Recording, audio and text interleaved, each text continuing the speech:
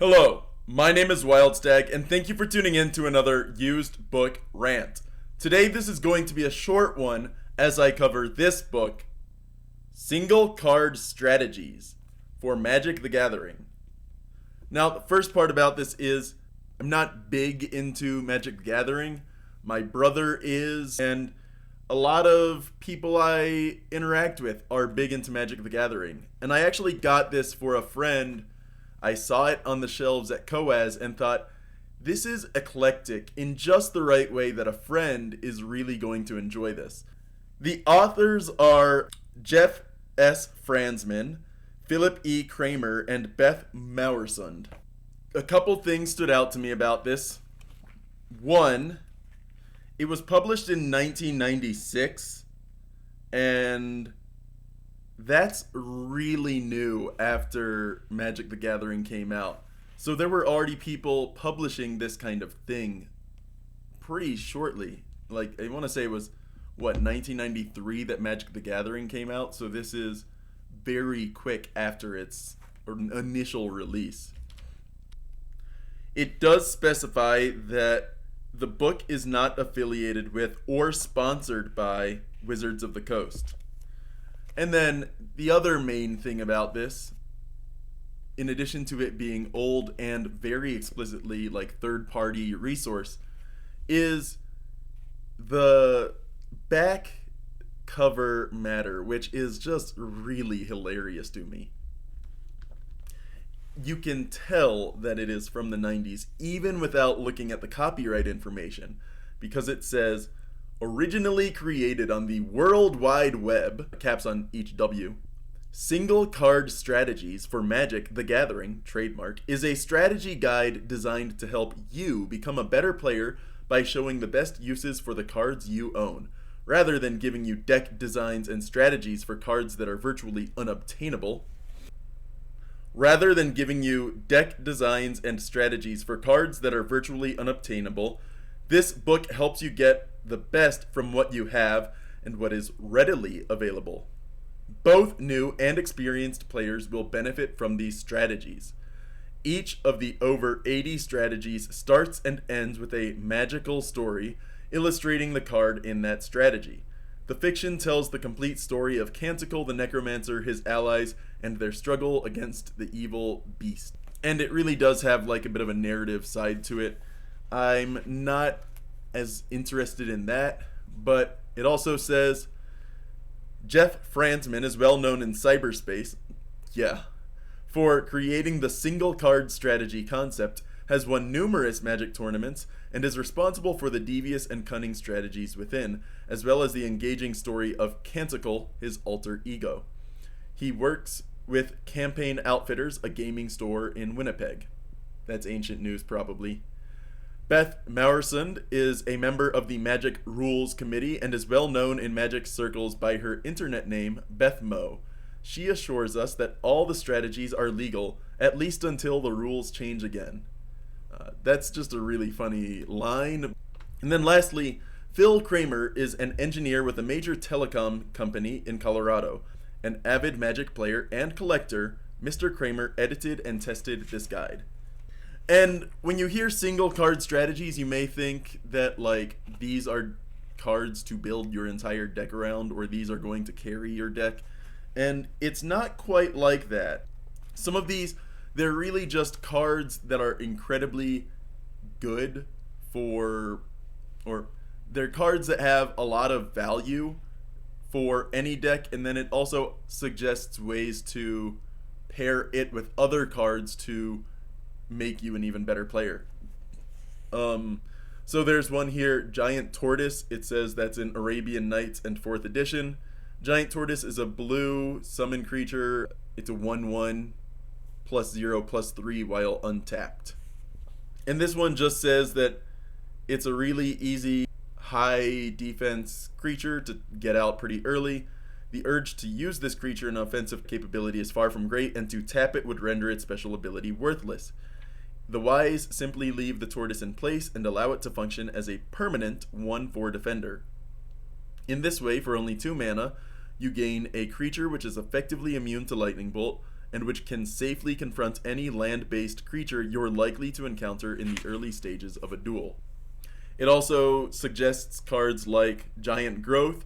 At the cost of 1 green, this instant is arguably one of the most useful creature enhancements available. When cast, the target creature gains +3/+3 until the end of turn.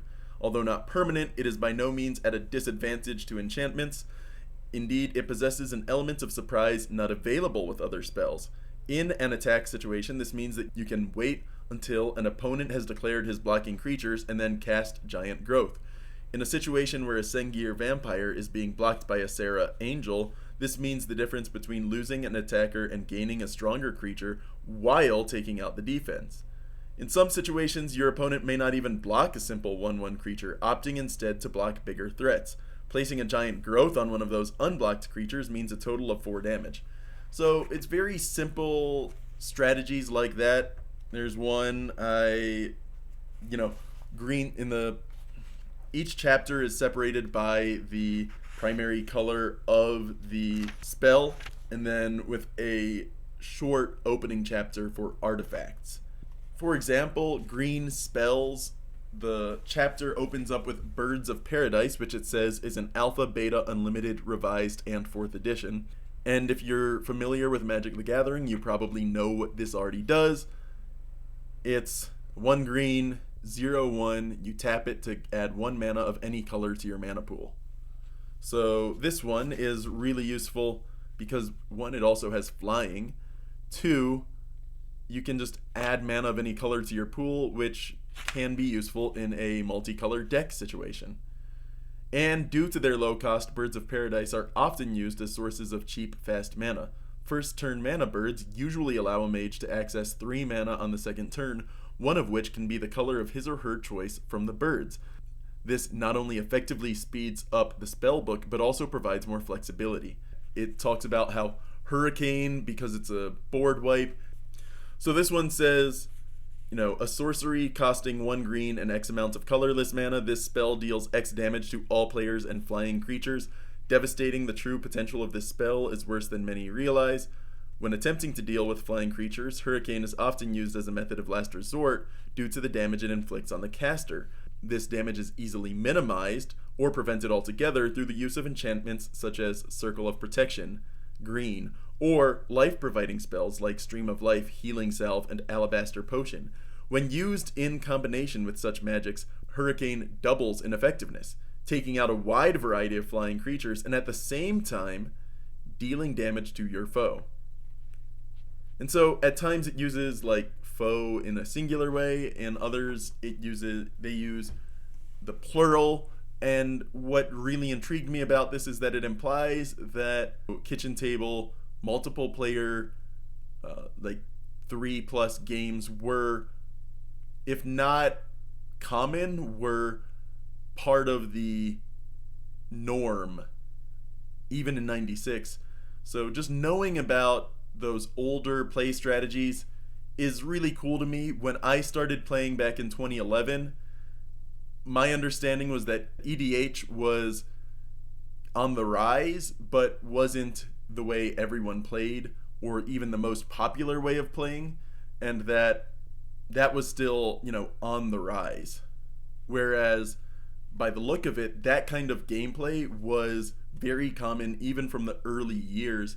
And now I believe Commander is the most popular form of Magic the Gathering. Hurricane works in that way, and then they describe how it can work with a lot of players. So it's just really cool to see an early part of Magic the Gathering history.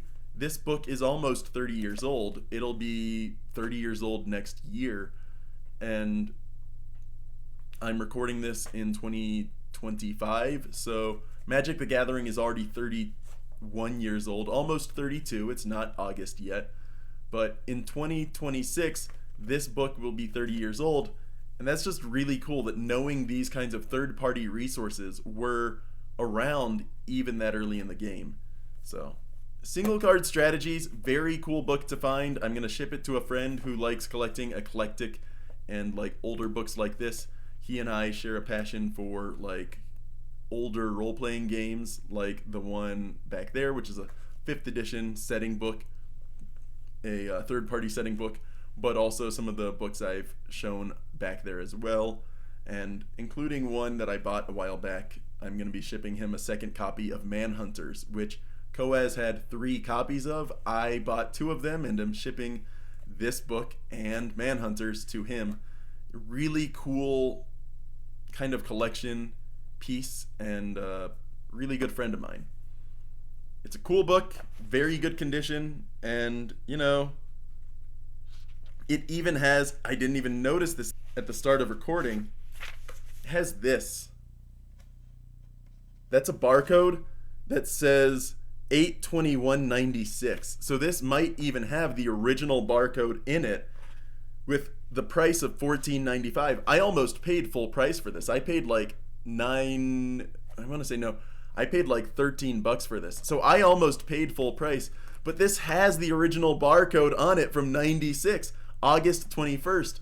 So almost really 3 years after Magic the Gathering was released, this book was out on the shelves. So that's just really cool, and it's a really nice piece of Magic the Gathering and nerdy history. So yeah, my name is Wild Stag, and thank you for tuning in to another used book rant.